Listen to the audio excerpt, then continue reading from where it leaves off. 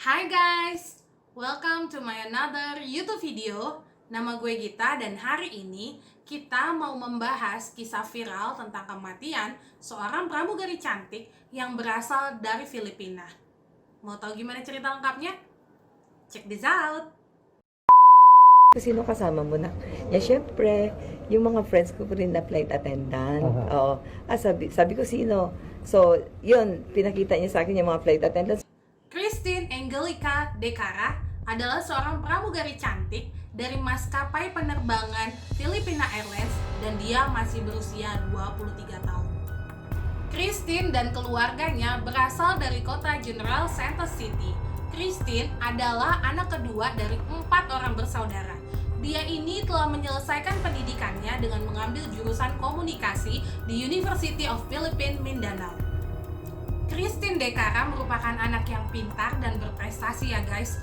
Terbukti, selain dia mendapatkan IPK cum laude dari kampusnya, dia juga pintar menari, dia mengikuti modeling, bahkan diketahui Christine ini pernah menjadi seorang finalis kontes kecantikan di Mutia Eng Davao pada tahun 2017. Pada tahun 2019, Christine akhirnya pindah ke Manila dan bekerja sebagai pramugari di Philippines Airlines. Menurut keluarganya, Christine ini senang banget guys ketika dia bekerja sebagai pramugari ini.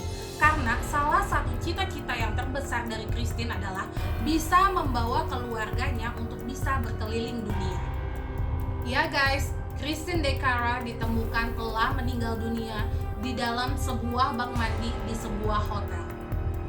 Ceritanya mereka mau mengadakan pesta pergantian tahun ke tahun 2021. Mereka ini ceritanya makan malam dong ya guys. Nah ternyata makin banyak tamu pria yang hadir nih teman-temannya si Christine. Total pria yang hadir pada saat itu adalah 11 orang.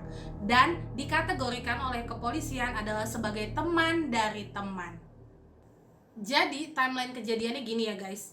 Pada tanggal 31 Desember tahun 2020, Christine bersama dengan Romel Galido, Ray Ingles, Louis Delima, John Pascal de la Serna, Clark Jezreel Rapinan menyewa kamar 2209 di City Garden Grand Hotel di Makati City untuk mengadakan pesta pergantian tahun ke tahun 2021. Diketahui kalau Romel Galido dan Ray Ingles juga merupakan seorang pramugara di sebuah maskapai penerbangan di Filipina. Kemungkinan mereka ini emang teman dekat ya guys sama si Christine De Cara.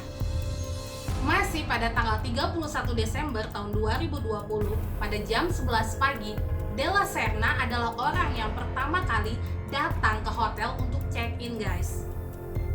Dan jam 12 siang waktu setempat, Christine De Cara pun bergabung bersama dengan De la Serna untuk check-in.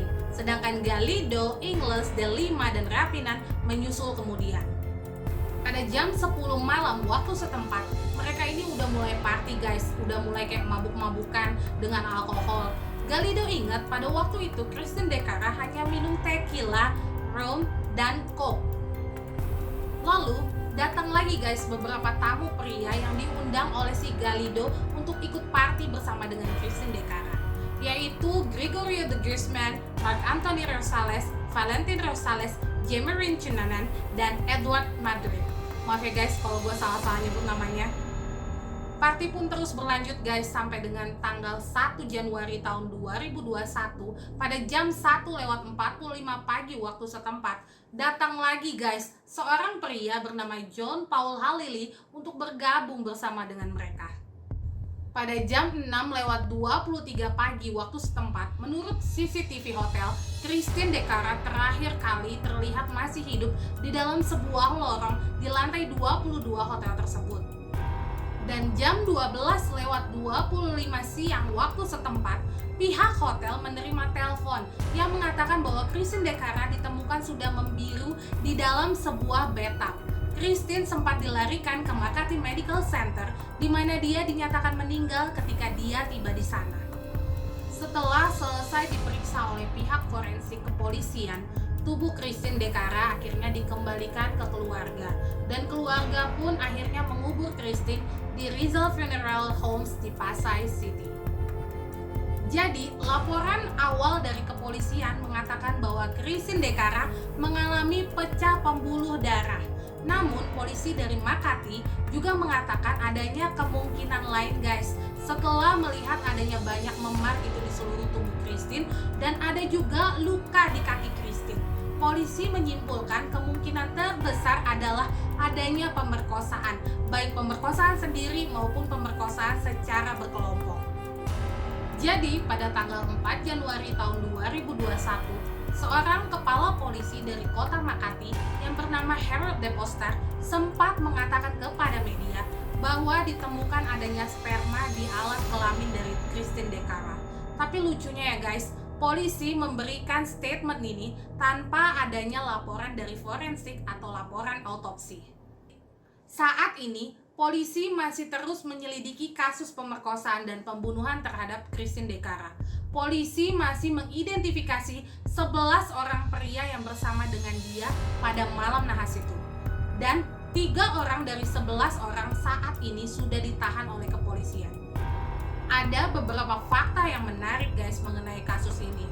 Fakta yang pertama adalah ternyata pada tanggal 1 Januari tahun 2021 pada sekitar jam 12:30 pagi waktu setempat ketika pergantian tahun, Christine sempat menelpon ibunya yaitu Sharon Dekara.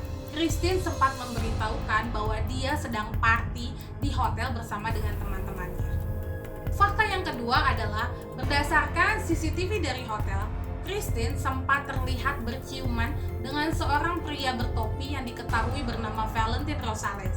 Kita nggak tahu ya guys, apakah si Valentin ini dengan Christine itu berpacaran atau tidak.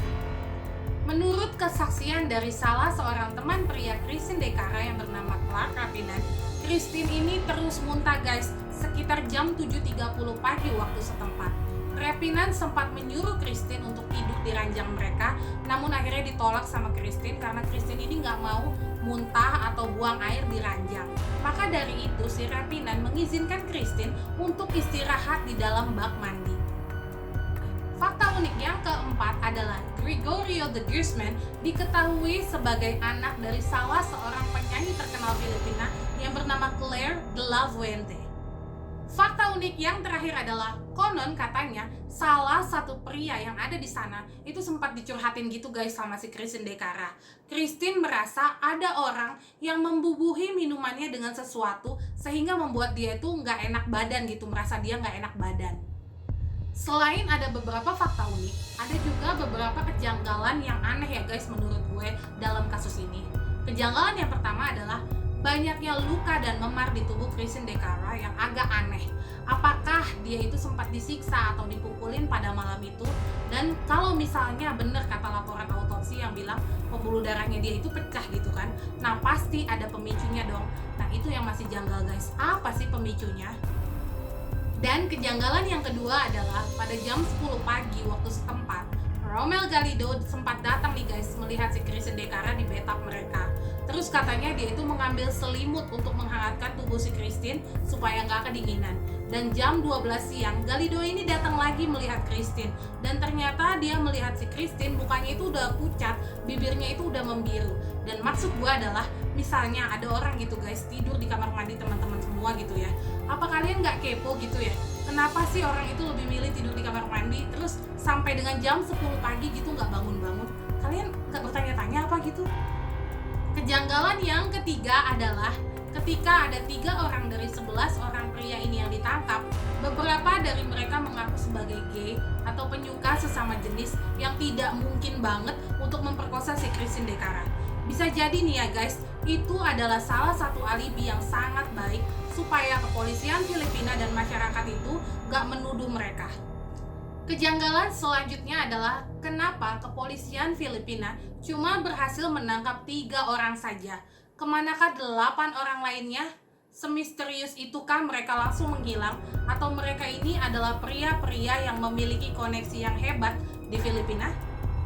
Dan kejanggalan yang terakhir adalah kalau memang benar kematian dari Christine Dekara adalah karena aneurisma aorta atau pembesaran pembuluh darah di otak, terus kenapa juga ada bekas sperma di alat kelamin dari Christine Dekara?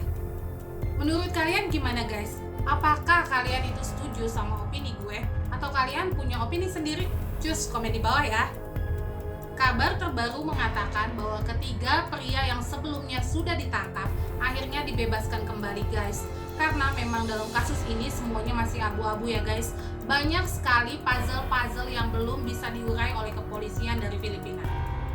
Ya semoga aja ya guys kasus ini cepat selesai.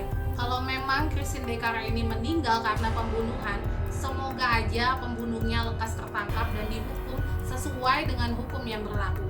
Dan kalau memang bukan karena pembunuhan dan murni karena penyakit, semoga keluarganya ini tabah untuk menghadapinya. Sekian cerita gue untuk hari ini. Terima kasih banyak semuanya buat kalian yang udah mau nonton video ini dari awal sampai akhir. Jangan lupa untuk selalu support channel YouTube gue dengan cara like, comment, subscribe, dan share ke teman-teman kamu.